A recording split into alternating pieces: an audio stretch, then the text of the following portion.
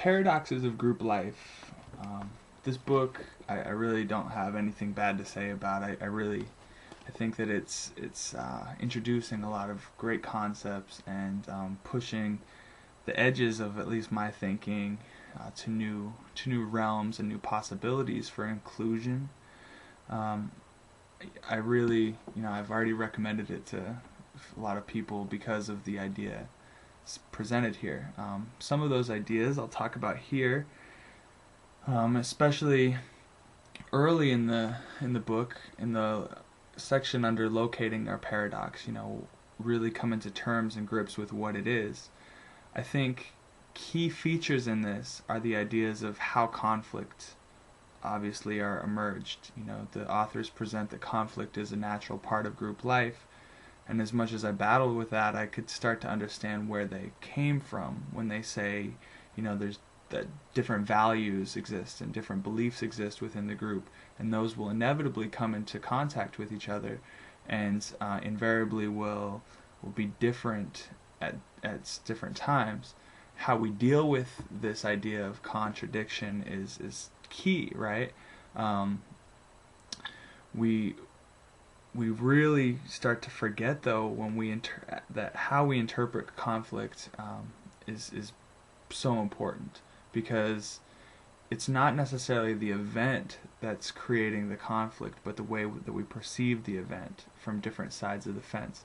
And so as actors within the group and as leaders guiding a group, the best way we can deal with this and to manage the conflict is to develop what the authors are saying is a paradoxical worldview, right? Sort of a meta understanding that allows for different expressions to coexist.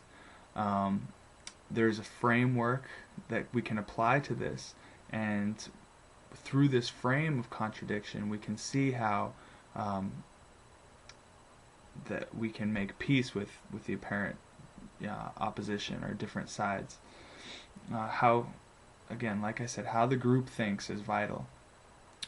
Another key idea that I really took away from this first section that got me thinking about how and why conflict exists, especially when people are unable or unwilling to see the paradox or see multiple perspectives at once, is this idea of self-referencing.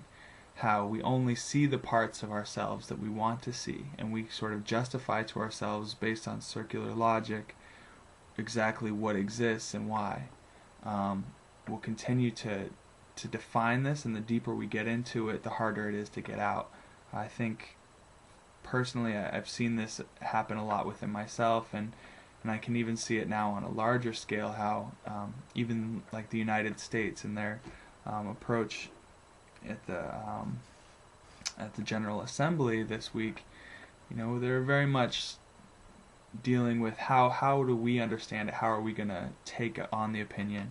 That's a whole nother chapter I won't get into, but I really feel like it's present and an important concept to know. The other idea is one of splitting, and this was new to me, but I really appreciated it because I think it's so true, and it helps me to come to peace with this idea that I am projecting myself and finding myself in all types of different people. Especially when I don't like somebody now, after reading this, I stop and say, well, how am I the same? What parts of myself that I don't like am I projecting onto this person?